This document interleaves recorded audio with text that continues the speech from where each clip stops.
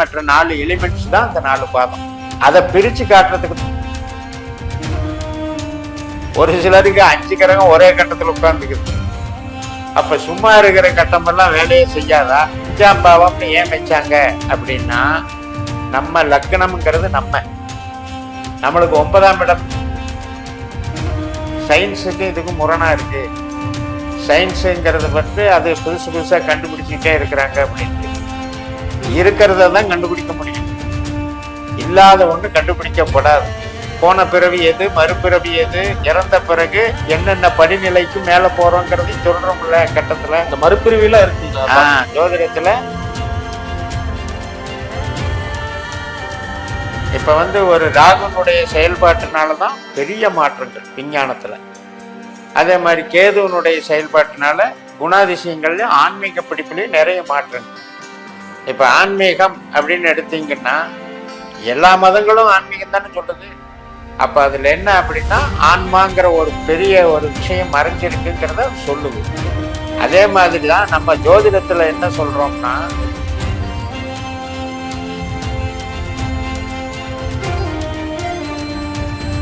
ராசி கட்டத்துல 5 பூதத்துக்கு பதிலா 4 பூதம் தான் இருக்கு. நெருப்பு, பூமி, நீர், நமக்கு காற்று.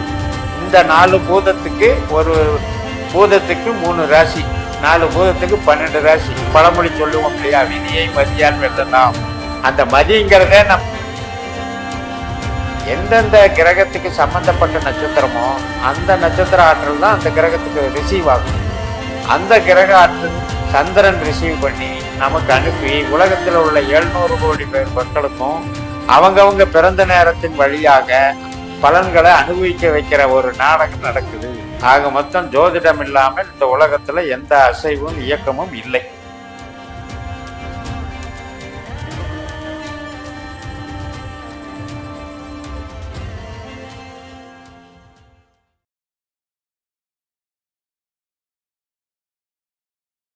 வணக்கம் நேயர்களே, நான் உங்கள் மணிகண்டன் பிரபாகரன். பக்தி யுகம் சேனல் மூலியமா உங்க சந்திக்கல மிக்க மகிழ்ச்சி. இன்னைக்கு சீஃப் கெஸ்ட்டை பத்தி சொல்லணும் அப்படின்னா, இவரை பத்தி நிறைய பேருக்கு தெரிஞ்சிருக்கும். ஏன்னா இவர் கிட்டத்தட்ட ரொம்ப வருஷமாவே யூடியூப்ல நிறைய பேருக்கு ஒரு விழிப்புணர்வு கொடுத்திருக்காரு. ஜோதிடத்துல மிகப்பெரிய ஆராய்ச்சி பண்ணியிருக்காரு. அவர் கிட்டத்தட்ட ஒரு 15 வருஷமாவே இந்த ஃபீல்ட்ல ஆராய்ச்சி ரீதியா, அதுவும் நட்சத்திர சூட்சமம் ஆராய்ச்சி ரீதியாவே நிறைய விஷயங்கள் பண்ணிட்டு இருக்காரு. அப்படிப்பட்ட ஒரு அஸ்ட்ராலஜர் தான் எனக்கு மிகவும் பிடித்த அஸ்ட்ராலஜர் மிஸ்டர் JMS சந்திரமௌலி ஐயாவை ஃபர்ஸ்ட் ஆஃப் ஆல் வெல்கம் பண்ணிடலாம். வணக்கங்க ஐயா. வணக்கம்.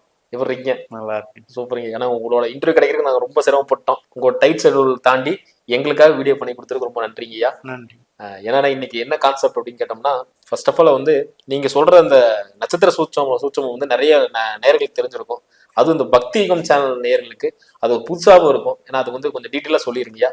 அதுக்கு முன்னாடி இது ஜோதிடம் அப்படிங்கும் போது நீங்க என்ன பாக்குறீங்க? ஜோதிடம் தான் பிரபஞ்சம், ஜோதிடம் தான் மனித வாழ்க்கை, ஜோதிடம் தான் உறவு, ஜோதிடம் தான் தொழில். ஆக மொத்தம் ஜோதிடம் இல்லாமல் இந்த உலகத்துல எந்த அசைவும் இயக்கமும் இல்லை. அது எப்படி அப்படின்னு தான் புரியாம இருக்கும். ஏன்னா ஜோதிடம் அப்படிங்கிறது காலங்காலமா ஒன்று சொல்றாங்க, ஒன்று நடக்குது, ஒன்று நடக்கல, இந்த அபிப்பிராயத்தோடய போயிட்டு இருக்காங்க. பட் அஸ்ட்ராலஜி, அஸ்ட்ரானமி இது எல்லாமே நம்மளுடைய கதிர் ஆற்றல். அது இப்ப எப்படி செல்போன் பேசுறோம், அது மாதிரி இயற்கையான ஒரு ஆற்றல். இது கிரக ஆற்றலாக பாரம்பரியமா நம்ம முன்னோர்கள் கண்டுபிடிச்சு சொன்னாங்க. ஆனா நட்சத்திரத்தை அவங்களே தான் டிரைவ் பண்ணி கொடுத்தாங்க. ஆனா அதுல ஆய்வு பண்ண அவங்க பலன் சொல்ல எடுக்கும்போது வெறும் கிரகத்தோடு நின்றுட்டாங்க. இன்னைக்கு அது வளர்ந்து வளர்ந்து வளர்ந்து இப்ப கிரகம் சும்மா இருக்கு, டியூப் லைட் மாதிரி. பின்னால இருக்கிற நட்சத்திர ஆற்றலினுடைய ஒரு அது ஈர்ப்பு விசைன்னு எடுத்துக்கலாம், இல்லைன்னா அது கதிராற்றல்னு எடுத்துக்கலாம். அது கிரகத்தின் மேல் பட்டு எந்தெந்த கிரகத்துக்கு சம்பந்தப்பட்ட நட்சத்திரமோ அந்த நட்சத்திர ஆற்றல் தான் அந்த கிரகத்துக்கு ரிசீவ் ஆகும். அந்த கிரக ஆற்றல் சந்திரன் ரிசீவ் பண்ணி நமக்கு அனுப்பி உலகத்தில் உள்ள 700 கோடி பேர் மக்களுக்கும் அவங்கவங்க பிறந்த நேரத்தின் வழியாக பலன்களை அனுபவிக்க வைக்கிற ஒரு நாடகம் நடக்குது. இதுதாங்க வாழ்க்கை, இதுதான் ஜோதிடம். ஏன்னா நிறைய பேர் ஜோதிடம் சொல்லிட்டு இருப்பாங்க, இல்லப்பா எல்லாம் ஜோதிடம் இருந்தாலும் என்னோட தனி உழைப்பு இருக்கு, நான் நினைச்சனால நடந்துச்சு, நான் பண்ணனால நடந்துச்சுப்பாங்க. மனிதனுக்கு அறிவு, ஆற்றல், நம்முடைய உறவுகள் சார்ந்த மன எண்ணங்கள், மன திட்பங்கள், கலை நயங்கள், அத்தனையும் கொடுக்கறது நட்சத்திரங்கள் தான். அதன் வழியாகத்தான் நம்ம பிரபஞ்சம் இருக்குது. இதுல ஜடப்பொருள், மிருகங்கள் எல்லாம் அடக்கம். மிருகங்கள், பறவைகள், ஜடப்பொருள் எல்லாமே அடக்கம். சரி, அப்படின்னா ஏன் வந்து எல்லாமே மாறிக்கிட்டே இருக்கு இல்லையா? பூமியும் சுத்திக்கிட்டே இருக்கு, வால்வெளி மண்டலத்துல எல்லாமே சுத்திக்கிட்டு இருக்கு. இயக்கத்துல இருக்கும்போது அந்த சுற்றலின் காரணமாக நம்முடைய விஞ்ஞான வளர்ச்சி, அறிவுகளும் வந்து அதை தூண்டப்படுது. இப்ப வந்து ஒரு ராகுனுடைய செயல்பாட்டினாலதான் பெரிய மாற்றங்கள் விஞ்ஞானத்துல. அதே மாதிரி கேதுவனுடைய செயல்பாட்டினால குணாதிசயங்கள்லயும் ஆன்மீக பிடிப்புலயும் நிறைய மாற்றங்கள். இப்ப ஆன்மீகம் அப்படின்னு எடுத்தீங்கன்னா எல்லா மதங்களும் ஆன்மீகம் தானே சொல்லுது. அப்ப அதுல என்ன அப்படின்னா ஆன்மாங்கிற ஒரு பெரிய ஒரு விஷயம் மறைஞ்சிருக்குங்கிறத சொல்லுது. அதே மாதிரிதான் நம்ம ஜோதிடத்துல என்ன சொல்றோம்னா, ஒரு நிலையான விஷயம் அப்படிங்கிறது, நிலையான ஒரு இயக்கம் இல்லாத நிலை தான் ஆண்டவன். அது வந்து ராசி கட்டத்துல கிடையாது. ராசி கட்டத்துல 5 பூதத்துக்கு பதிலா 4 பூதம் தான் இருக்கு. நெருப்பு, பூமி, நீர், நமக்கு வந்து காற்று. இந்த 4 பூதத்துக்கு, ஒரு பூதத்துக்கு 3 ராசி, 4 பூதத்துக்கு 12 ராசி. இப்படித்தான் நமக்கு ராசி மண்டலம். அப்ப ஆகாயம் எங்கே அப்படின்னு கேட்டாதான் அந்த ஆகாயம் தான் நட்சத்திர கூட்டம். அந்த நட்சத்திர கூட்டத்தினுடைய ஆற்றல் தான் நம்மளை எல்லாம் வழி நடத்துது. இப்படி நம்ம புரிஞ்சுக்கிட்டோம்னால நம்ம விதியை பத்தி நம்ம தெரிஞ்சுக்க முடியும். நம்ம விதியை தெரிஞ்சுக்கிட்டாலே நமக்கு பக்குவம் வந்துடும், தேவையில்லாத குழப்பம் வராது. சூப்பர், அருமையா சொன்னீங்க. ஏன்னா இதைத்தான் நான் சொல்லலான்னு இருந்தேன். நிறைய பேர் சொல்ற மாதிரி நான் தான் விருப்பப்பட்டு பண்ணேன், என்னாலதான் நினைச்சுன்னு சொல்லுவாங்க. ஆனா முற்றிலும் நடந்ததுக்காரன் நட்சத்திரம் தான். அந்த நட்சத்திரம் கொடுக்குற ஐடியாலஜி தான் இந்த பிளேவர்ல இருக்கிறதுனாலதான் இவங்க இந்த காரியத்தை பண்றாங்கன்னு சொல்லலாம். அறிவுனால பலன் உண்டு. அந்த அறிவை கொடுக்கறதும் அந்த நட்சத்திரம் தான். இப்ப ஒரு பழமொழி சொல்லுவோம் இல்லையா, விதியை மதியால் வெல்லலாம். அந்த மதிங்கிறதே நம்ம சந்திரன் தான். ஆனா இடத்துல விதிங்கிறனுடைய தன்மை என்ன அப்படின்னா கொடுப்பினைன்னு சொல்றோம். இப்ப எங்களுடைய ஆய்வுல வந்து பிறக்கிற நேரத்துல அந்த 12 கட்டம் வந்து அறம், பொருள், இன்பம், வீடுன்னு 4 பகுதியா வச்சிருக்கு. அந்த 4 பகுதியில என்னென்ன கொடுப்பினை இருக்குங்கிறத பிறக்கும் போதே பிக்சட் பண்ணிருக்கு. அது நீங்க வந்து துல்லியமா எடுக்க முடியல. இப்போ ஒரு ஜாதகம் பிறந்துட்டாங்க, இவங்க எதுக்காக, என்ன எந்த காரியத்துக்காக பிறந்திருக்காங்க அப்படிங்கிறது. ஆமா, அதுதான் நோக்கமே. நம்மளுடைய பிறவியின் நோக்கம் என்ன? இப்ப கர்மான்னு கேள்விப்பட்டிருப்பீங்க. கர்மாங்கிறது என்ன அப்படின்னா, நம்ம கர்மாங்கிறது எண்ண பதிவுகள், வேற ஒண்ணும் இல்லை. இந்த பிறவியில நீங்க என்னெல்லாம் செய்றீங்களையோ அந்த காரியங்களுடைய பதிவுகள் இருக்கும்ல, அந்த பதிவு ஹார்ட் டிஸ்க்ல பதிவாயிருக்கு. அதுதான் ஆன்மா. அது அடுத்த பிறவிக்கு கொண்டு போகுது. பட் இதுல வந்து உங்களுடைய மூதாதையர்களும் மிக்ஸ் ஆவாங்க, உங்களுடைய பங்களிப்பும் நீங்க பழகிற நபர்களுடைய பங்களிப்பும் மிக்ஸ் ஆகும். அதுக்கப்புறம் அடுத்து அதையே ரிப்பீட் பண்ணி கொண்டு போகும். ஆனா நம்ம சொல்றாங்க இல்லையா, முன்னோர்கள் கர்மா இருக்கு, முன்னோர்கள் வழிதான் கர்மா வருது. நம்ம அப்பாவோ பாட்டனோ செஞ்ச கர்மா நமக்கு வராது, அவங்களுடைய பதிவுகள் நமக்கு வரும். பதிவுகள்ங்கிறது இப்ப ஜீன் சொல்றோம் இல்லையா, கேரக்டர், அந்த கேரக்டர் தான் வரும். ஆனா நம்மளுடைய கர்மாங்கிறது பல பிறவிகள் வந்துகிட்டே இருக்கு இல்லையா, அதுல அப்படியே இதாகிட்டே போகும். இப்ப நீங்க வந்து நம்மளுடைய எண்ண பதிவுகள் நம்ம அழிஞ்சு போகும்போது என்ன ஆகும்? அழிஞ்சிடும். எண்ண பதிவுகள், நம்மளுடைய கற்ற கல்வி, நம்மளுடைய ஒரு சொத்து சுகம் எல்லாமே அழிஞ்சு போயிடுது. ஆனால் அந்த ஆன்மாவானது அந்த பதிவுகள் வந்து நிறைவேறாத பதிவுகள், அந்த டேலண்ட், அந்த கலைத்திறமை, அந்த பதிவுகள் வந்து அப்படியே டிரான்ஸ்ஃபர் ஆகுது. அதையும் ஜாதக கட்டத்துல பாக்குறோம்ல, போன பிறவி எது, மறுபிறவி எது, இறந்த பிறகு என்னென்ன படிநிலைக்கு மேல போறோங்கிறதையும் சொல்றோம்ல கட்டத்துல. இந்த மறுபிறவிலாம் இருக்குங்க ஜோதிடத்துல. இப்ப லக்னத்துக்கு 5ஆம் இடம் பூர்வ புண்ணியம்னு சொல்றோம். அது மாதிரி 7ஆம் இடம் அப்படின்னா நமக்கு ஒரு மறுபிறவியினுடைய சொல்றோம். மரணம் வந்து எந்த வழியில நேரும், அந்த மரணம் நடந்த பிறகு என்னவா மாறணும், என்னென்ன காரியம் நடக்குது, இப்போ அவங்கள வந்து எரிக்கிறாங்க அல்லது புதைக்கிறாங்க, இதுல எது மாதிரி பண்ண போறாங்க, அதுக்கு அடுத்தது அது ஒரு 10 நாள் காரியம்னு கூப்பிடுறாங்க இல்லையா, அந்த நாட்கள்ல வந்து கர்மம் தீர்மானிக்கப்படுது. அதுக்கப்புறம் எப்படி எந்த மாதிரியான இடத்துக்கு போகுது, அது எல்லாமே கட்டம் தானே சொல்லுது. அதனால இது மிகப்பெரிய ஒரு தத்துவம். அதாவது லைஃப் எல்லா விஷயத்துக்கும் இது வந்து தத்துவம். இப்போ நிறைய பேர் சொல்லலாம் சயின்ஸுக்கு இதுக்கும் முரணா இருக்கு, சயின்ஸுங்கிறது பற்றி அது புதுசு புதுசாக கண்டுபிடிச்சிக்கிட்டே இருக்கிறாங்க அப்படின்ட்டு. இருக்கிறத தான் கண்டுபிடிக்க முடியும், இல்லாத ஒன்று கண்டுபிடிக்கப்படாது. இது எத்தனையோ சயின்டிஸ்டுக்கு சொல்லிட்டாங்க. ஆனால் மறைபொருளாக இருந்துட்டு இருக்கு. இப்போ ஒரு ஆற்றல் இருக்கு, அது நீங்க கண்டுபிடிக்கலனாலும் அது இருந்ததுனால தான் கண்டுபிடிக்க முடிஞ்சது இல்லையா? அப்ப அது வந்து இயக்கம்தான். இந்த 3 இயக்கம் இருக்கு, சரம் ஸ்திரம் உபயம்னு. இந்த 3 இயக்கமும் இந்த 4 பூதங்களும் சேர்ந்தது தான் ராசி மண்டலம். இதுல வந்து விடை தேடாத கேள்வியே இல்லைங்க. அகம் சார்ந்து புறம் சார்ந்து 2 விதமா பிரிச்சுக்கணும். நாம அடாப்ட் பண்றது பாஸ்கர் அஸ்ட்ராலஜி சிஸ்டம். அதன்படி லக்னம் சார்ந்தது, லக்னம் சாராதது, 12 பாவத்துக்கு கேள்வி எடுத்தோம்னா கரெக்டா பதில் கிடைக்கும். அதுக்கு தேவையில்லாம பழைய முறைகள்ல இருந்து கொஞ்சம் அட்வான்ஸ்டா டெவலப் பண்ணியிருக்கணும். இப்ப பழைய முறையில வந்து அன்னைக்கு ஒரு ஜோதிட நூல் எழுதுறாங்கன்னா அன்னைக்கு வந்து இவ்வளவு அறிவியல் வளர்ச்சி இல்லை, சாதனங்கள் இதெல்லாம் யூஸ் பண்ணல. காரே கண்டுபிடிக்காத காலத்துல ஜோதிடம் என்னன்னு சொல்லும், வாகனம்னு சொல்லும். ஆனா அது எப்படி இருக்குன்னு சொல்லுமா? மாட்டு வண்டி தான் இன்னைக்கு யூஸ் பண்ணியிருப்பாங்க.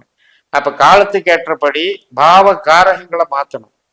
அந்த பாவகாரகங்கள் மாற்றும் போதுதான் இந்த கிரகம், இந்த நட்சத்திர ஆற்றல் இந்த வழியா தான் செயல்படுதுன்னு கரெக்டா புரிஞ்சுக்க முடியும். இப்ப நீங்க கர்மா சொன்னீங்க. இப்ப இந்த கர்மா வந்து நான் போன ஜென்மத்துல ஒரு கர்மா வாங்கிட்டு ஒரு தீய கர்மா வாங்கியிருக்கேன். இப்ப நான் அனுபவிச்சுட்டு இருக்கேன்னா அது கன்ஃபார்ம் அனுபவிக்கணுமா, இல்ல வந்து அதுல இருந்து ரெமிடிஸ் தான் இருக்கா? அதான் கர்மா வந்து தீரக்கூடியது தான், அதுக்காகத்தான் பிறந்திருக்கோம். பட் அதே நேரத்துல அதுக்குன்னு ஒரு மாரல் ப்ராசஸ் வேணும்ல. இப்போ ஒரு செடி பயிரிடுறீங்க, ஒரு 10 செடி நடுறீங்க, 10 செடியும் ஒரே நேரத்துல ஒரே மாதிரி வளருமான்னு சொல்ல முடியாது. அதுக்குன்னு விதிக்கப்பட்ட விதி இருக்குல்ல, அதுபடி நம்ம தெரிஞ்சுக்கிட்டோம்னா நம்ம அதை அடாப்ட் பண்ணிக்கலாம். இப்ப வந்து முதல்ல நம்மளுடைய பொட்டன்ஷியல் தெரியணும்ல, அதுக்கு தான் லக்னமே கர்மானவே தீர்மானிக்கிறது. அதனாலதான் நான் லக்ன பலனே சொல்லிட்டு இருக்கேன், ராசி பலனுங்கிறது இல்லை. ராசி என்பது பிறக்கும் போது மட்டும்தான் வேலை செய்யும். பிறந்த பின்னால நம்ம வயது ஆக ஆக ராசி திசைகள் மாற மாற நமக்கு நகர்ந்துகிட்டே போகும். இப்ப சனி பயிற்சியோ குரு பயிற்சியோ ராகுகேது பயிற்சியோ அது கிரகம் நகர்ந்துகிட்டே தான் இருக்கு. ஆனா நம்ம வந்து இந்த இடத்துல இருக்குன்னு மட்டும்தான் பாக்குறோம். ஆனா அது மாறிக்கிட்டே இருக்கு, சுத்திக்கிட்டே இருக்கு. அந்த நட்சத்திரத்தை பார்க்கணும். அப்படிங்கும்போது ராசிங்கிற சந்திரன் மாறிக்கிட்டே தான் இருப்பாங்க. அந்த மாறிக்கிட்டே இருக்கிறத வச்சு நீங்க நிலையா பிறந்த அன்னைக்கு பிறந்த நட்சத்திரத்தை வச்சுட்டு பாக்குறது எந்த விதத்துல சரியாகும்? இப்ப நம்ம வந்து ஒரு அஸ்த நட்சத்திரம் கன்னி ராசியில பிறந்திருப்பாரு ஒருத்தர். குழந்தை பிறக்கும் போது சந்திர திசை நடக்கிற வரைக்கும் தான் அது அஸ்தமா வேலை செய்யும். செவ்வாய் திசை மாறும்போது அது சித்திரைக்கு நகர்ந்துரும், ராகு திசை மாறும்போது அது சுவாதிக்கு நகர்ந்துரும். அப்ப கன்னி ராசிலிருந்து துலா ராசிக்கு மாறி இப்ப வயசாக ராசி நகர்ந்து போகுது. ஆனா ஜென்ரலா நம்ம எல்லா மீடியாவிலையும் சரி, இன்னைக்கு பத்திரிகைகள்லையும் சரி, ராசி பலன்னு நம்ம அது ரப்பர் ஸ்டாம்ப் பண்ணிட்டோம். அதனுடைய விளக்கம் வந்து நமக்கு அன்னைக்கு முன்னோர்கள் சொன்ன அர்த்தத்தை நம்ம சரியா உள்வாங்காததுதான் காரணம். அன்றைக்கு செல்லக்கூடிய சந்திரனை பார் அப்படின்னு முன்னோர்கள் சொல்லியிருக்காங்க. அதைத்தான் ராசின்னு குறிப்பிட்டாங்க. இவங்க வந்து பிறந்த ராசி தான் சொன்னாங்கன்னு இவங்க எடுத்துக்கிட்டாங்க. அதுதான் என்னுடைய பாஸ்கர் அஸ்ட்ராலஜியில கண்டுபிடித்த அட்வான்ஸ்டு டெக்னாலஜி. சூப்பருங்க. இப்ப நீங்க கர்மாவை சொல்லிட்டீங்க. இந்த கர்மா வந்து இதனாலதான் விதிக்கப்படுது அப்படிங்கும் போது 5ஆம் பாவம் தான் இயக்கும் இல்லைங்களா? 5ஆம் பாவம் ஒரு இறப்பு அப்படின்னு நடந்த உடனே ஒவ்வொரு விஷயமா நடக்கும். 8ஆம் பாவம், அதுக்கப்புறம் 3ஆம் பாவம், அப்பதான் உயிர் போகும். 8 3ஓட தொடர்பு கொண்டா உயிர் போகும். அந்த 3க்கு 8ஆம் பாவமான 10ஆம் பாவம் இருக்கு இல்லையா, அந்த 10ஆம் பாவம் தான் நம்ம பாவ புண்ணியங்களை நிர்ணயம் பண்ணும். அந்த 10க்கு 8ஆம் பாவமான 5ஆம் பாவம் தான் எங்க போகுது இந்த ஆத்மாங்கிறத தீர்மானம் பண்ணும். அந்த 5ஆம் பாவத்துக்கு 8ஆம் பாவம் தான் 12ஆம் பாவம். என்ன மாதிரி மோட்சமா அல்லது அடுத்த பிறவியா? அந்த 12ஆம் பாவுக்கு 8ஆம் பாவமான 7ஆம் பிறவி நம்ம பிறக்க வச்சிரும். இப்படியே சைக்கிள் சுத்திட்டே வரணும் 12 பாவத்தை. நம்ம வந்து 5ஆம் பாவம்னு ஏன் வச்சாங்க அப்படின்னா, நம்ம லக்னம்ங்கிறது நம்மளுக்கு 9ஆம் இடம் தந்தை, தந்தைக்கு 9ஆம் இடம் 5ஆம் இடம், அது வந்து பாட்டன். அதே 5ஆம் இடம் நமக்கு குழந்தை. அப்போ ஒரு டிஎன்ஏ கனெக்டிவிட்டி சுத்திக்கிட்டே இருக்கு பாருங்க. 1, 5, 9 இதைத்தான் அறம் சார்ந்த பகுதியா பிரிச்சாங்க. தர்ம, அர்த்த, காம, மோட்ச, சதுர்வித புருஷார்த்தம்னு சொன்னாங்க. சங்கல்பம் பண்ணும்போது இன்னைக்கும் சொல்லுவாங்க. அப்ப இந்த தர்மம் என்கின்ற அறம் தான் 1, 5, 9. அர்த்தம் என்று சொல்லக்கூடிய பொருள் தான் 2, 6, 10. காமம் என்று சொல்லக்கூடிய இன்பம் தான் 3, 7, 11. மோட்சம் என்று சொல்லக்கூடிய நம்முடைய வீடு பேரு தான் 4, 8, 12. இதுதான் 4 பிரிவா ராசி வேலை செய்யும். ரொம்ப அருமையாவும் டெப்தாவும் சொல்லிட்டீங்க. இவ்வளவு விஷயங்கள் இருக்குங்களா ஐயா? ஆமா, இதுதான் உள்ளார்ந்து புரிஞ்சுக்க வேண்டியது. ஆனா நம்ம நானும் சில பதிவுகள்ல தொட்டு காமிக்கும் போது அவங்க டெக்னிக்கலா கிரகிக்க முடியாம சில பேர் இது புரியாம இருக்குங்கிற மாதிரி ஃபீல் பண்றாங்க. அதனாலதான் இந்த மாதிரி அடிக்கடி நம்ம ஒரு கேள்வி கேட்டு பதில் வாங்கினாதான் சிறப்பா இருக்கும். கண்டிப்பா கண்டிப்பா. ஒரு கேள்வி கேட்டு பதில் சொல்லும் போது நீங்க மறுகேள்வி கேட்கலாம். இது கரெக்டா இல்லையா, இல்ல அதுல என்ன சந்தேகம், அதை தீர்த்துக்கலாம். அப்படி பேசி அவங்க தெளிவு பெற்றால்தான் உண்மையான ஜோதிடத்தை புரிஞ்சுக்க முடியும்.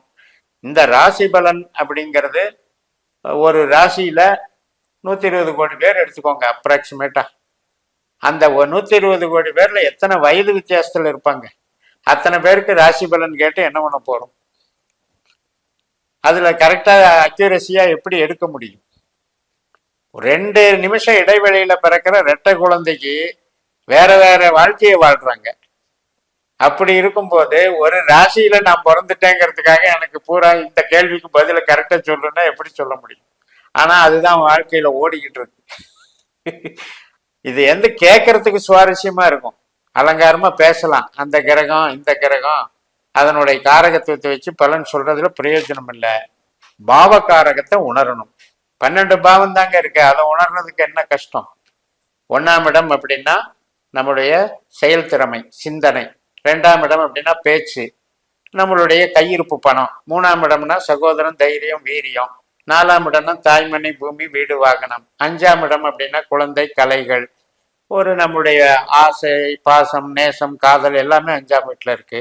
6ஆம் இடம்னா பகை, நோய், கடன், வேலை பார்க்கறது. 7ஆம் இடம்னா மனைவி, கூட்டு வியாபாரம், இதெல்லாம் குறிக்குது. 8ஆம் இடம்னா ஆய்வு, தடை, தோல்வி, விபத்து. 9ஆம் இடம்னா நம்மளுடைய அப்பா ஸ்தானம், நம்மளுடைய குலதெய்வ ஸ்தானம், நம்மளுடைய மத நம்பிக்கை சார்ந்த ஸ்தானம். வெளிநாடு சார்ந்த ஸ்தானம், பெரிய படிப்பு படிக்கிறது. 10ஆம் இடம்னா தொழில், கர்மா. 11ஆம் இடம் லாபம், 12ஆம் இடம் விரயம். இவ்வளவுதான். இப்ப இதுல தொடர்புகள்னு எடுத்தா தான் உங்களுக்கு கேட்குற கேள்விக்கு பதில் கிடைக்கும். இப்ப இது நம்ம பாரம்பரியத்துல என்ன நினைச்சிட்டு இருக்கோம் அப்படின்னா, இருக்கிறது 9 கிரகம் தான். ஆனா கட்டம் 12 கட்டம். ஒரு சிலருக்கு 5 கிரகம் ஒரே கட்டத்துல உட்கார்ந்துக்குது. அப்ப சும்மா இருக்கிற கட்டமெல்லாம் வேலையே செய்யாதா? எனக்கு 5ல் அது இருக்கு, 9ல் இருக்கு, 10ல் இந்த கிரகம் இருக்குன்னு பேசிட்டு 10ல் கிரகமே இல்லாதவங்க தொழில் செய்யறது இல்லையா? அப்ப எல்லாமே அடித்தட்டுல இருக்கு. அந்த 108 பாதங்கள்ல இருக்கு, அந்த 360 டிகிரியில இருக்கு. பால்வெளி மண்டலம், அதாவது சூரிய குடும்பம்னு சொல்றது பால்வெளி மண்டலம். அதுலதான் நட்சத்திரங்கள் இருக்கு. கிரகங்கள் ஒவ்வொரு இடத்துல அது பாட்டுக்கு டிஸ்டன்ஸ்ல சுத்திட்டு இருக்கு. அந்த பால்வெளி மண்டல நட்சத்திர கூட்டங்கள்ல இருந்து அந்த நட்சத்திரம், இப்ப பரணி நட்சத்திரம் அப்படின்னா சுக்கரனுடைய நட்சத்திரம், அதுக்கும் இந்த 3 நட்சத்திரத்துக்கும் தொடர்பு இருக்கு. பரணி, பூரம், பூராடம், அது ஒரு முக்கோணம். அந்த ஆற்றல் சுக்கரனுடைய ஒரு கிரகத்துக்கு மேல படுது, பிளானட் மேல. அதை சந்திரன் ரிசீவ் பண்ணி நம்மளுக்கு அனுப்புறாரு. அப்ப அந்த நட்சத்திர சுக்கர திசை நடக்கும்போது இந்த 3 நட்சத்திரமே சேர்ந்து வேலை செய்யும். பரணி, பூரம், பூராடம் 3மே சேர்ந்து வேலை செய்யும். அப்ப இது எப்படி நம்மளுக்கு தனிப்பட்ட பலனா வரும்னா, நம்ம பிறந்த லக்னம் என்ன, அந்த சுக்கிரன் எந்த பாவத்துக்கு கனெக்ட் ஆகிறாரு, அந்த செயலை செய்வார். ஒண்ணும் இல்லை. இதுல பாவகாரகத்துக்கு முக்கியம் கொடுத்தா நம்ம கேள்விகளுக்கும் நம்ம விதி கொடுப்பனைகளையும் நம்ம நல்லா கரெக்டா புரிஞ்சுக்கலாம். அதனால 2ஆம் இடம், 3ஆம் இடம், 4ஆம் இடம்ங்கிறதெல்லாம் பேசிக்கா தெரிஞ்சு வச்சுக்கிட்டா ஜோதிடம் ஈஸி. நிறைய பேருக்கு சந்தேகம் அந்த நட்சத்திரம் எந்தெந்த பிளாட்ல இருக்குன்னு தெளிவா சொன்னீங்க. ஏன்னா 108 பாதங்கிறது அந்த நட்சத்திரம் இருக்கிற பாதங்கள் தான். 27 நட்சத்திரம், 4 பாதம், 108. ஆமா, அந்த 4 பாதமும் 4 பூதத்தை குறிக்குது. ஆகாசம் தவிர மற்ற 4 எலிமெண்ட்ஸ் தான் அந்த 4 பாதம். அதை பிரிச்சு காட்டுறதுக்கு தான் 4 பாதம் படைச்சிருக்காங்க. அஸ்வினி 1ல பிறந்தா நெருப்பு தத்துவம், அஸ்வினி 2ல பிறந்தா பூமி தத்துவம், அஸ்வினி 3ல பிறந்தா காற்று தத்துவம், அஸ்வினி 4ல பிறந்தா நீர் தத்துவம். மறுபடி பரணி நட்சத்திரம் ஒன்னாம் பாதத்துல பிறந்தா நெருப்பு, மறுபடியும் இப்படியே சைக்கிள். இதை 4ஆ பிரிச்சிருக்காங்க. இந்த 108 பாதத்துக்குள்ளதான் நம்ம விதி அடங்கி ரொம்ப அருமையா இருக்கு. ஏன்னா நேயர்களுக்கு இது வந்து ஒரு சுவாரஸ்யமா இருக்கும்னு நினைக்கிறேன். அந்த கண்டென்ட் உங்களுக்கு வந்து வீடியோ பண்ணி கொடுத்து ரொம்ப நன்றியா. நேயர்களே இந்த வீடியோ உங்களுக்கு பிடிச்சிருக்கு நம்புறேன். பிடிச்சிருந்தா மறக்காம லைக் அண்ட் ஷேர் பண்ணுங்க, உங்க ஃப்ரெண்ட் அண்ட் ஃபேமிலிக்கு ஷேர் பண்ண விடுங்க. இதே மாதிரி இன்னொரு காணொலி சந்திக்கும் வரை உங்களிடம் விடைபெறுவது உங்கள் மணிகண்டன் பிரபாகரன். நன்றி, வணக்கம். வணக்கம் ஐயா. வணக்கம்.